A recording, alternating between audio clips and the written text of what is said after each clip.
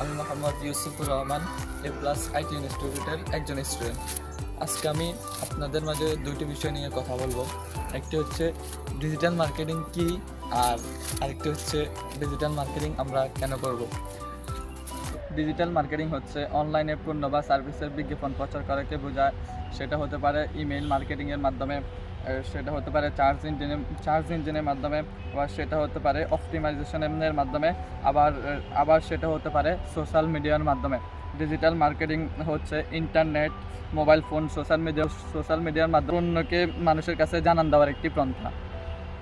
Digital marketing হচ্ছে internet, mobile phone এবং social মিডিয়ার মাধ্যমে কনজিউমার কাছে পণ্যের জানান দেওয়ার একটি পন্থা।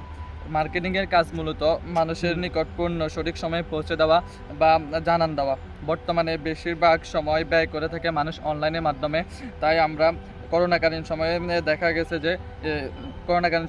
গেছে যে স্থায়ী বৃদ্ধি পেয়েছে কয়েক গুণ।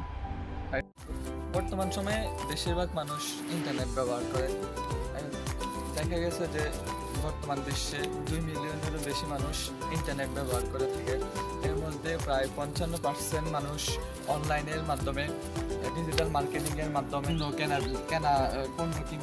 পণ্য কেনা বেচা করতেছে। তো এর মাধ্যমে বোঝা যায় যে ডিজিটাল মার্কেটিং বর্তমান সময়ে মানুষের জন্য কতটা উপকারী। কারণ ডিজিটাল মার্কেটিংয়ের মাধ্যমে ঘরে বসে যে কোনো পণ্য পাওয়া যায়। সো আশা করি আপনারা বুঝতে পারছেন যে ডিজিটাল মার্কেটিং বর্তমান সময়ে আমাদের জন্য কতখানি উপকারী।